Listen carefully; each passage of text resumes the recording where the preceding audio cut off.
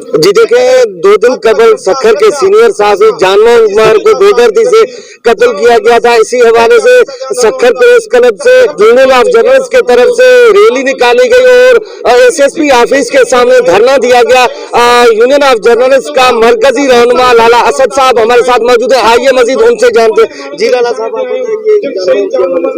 देखिए, अब तक सिंध पुलिस ने और बिलखुसूस सखर पुलिस ने जो इन्वेस्टिगेशन की है उसमें किराए के कातलों को और उनके लोकल फैसिलिटेटर्स को मंजर आम पर लाए हैं।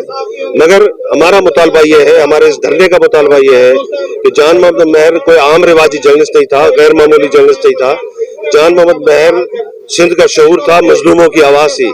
जान मोहम्मद महर की गुफ्तगू से, जान मोहम्मद महर जो इशूज उठाता था उससे जिन बाअसर और ताकतवर लोगों को तकलीफ थी वो इस पूरे कत्ल के केस में मुलविस है।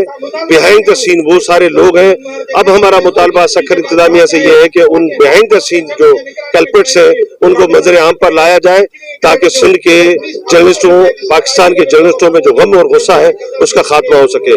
दूसरा मुतालबा हमारा रियासत पाकिस्तान से है कि जान मोहम्मद महर के कत्ल केस की एक आला सतह GIT तश्कील दी जाए जिसमें तमाम मुल्क की इंटेलिजेंस एजेंसियां और लॉ एंड ऑर्डर नाफिज करने वाली फोर्सेस के सरबराह और PFJ, Sukkur press club, Sukkur union of journalist और काबिश KTN के जो उनका इदारा है उनका एक नुमाइंदा शामिल होना चाहिए ताकि इसकी एक प्रॉपर इंक्वायरी हो और फिर उस इंक्वायरी के नतीजे में उन तमाम मुल्ज़मान को कानून के कटे में मिलाया जा सके।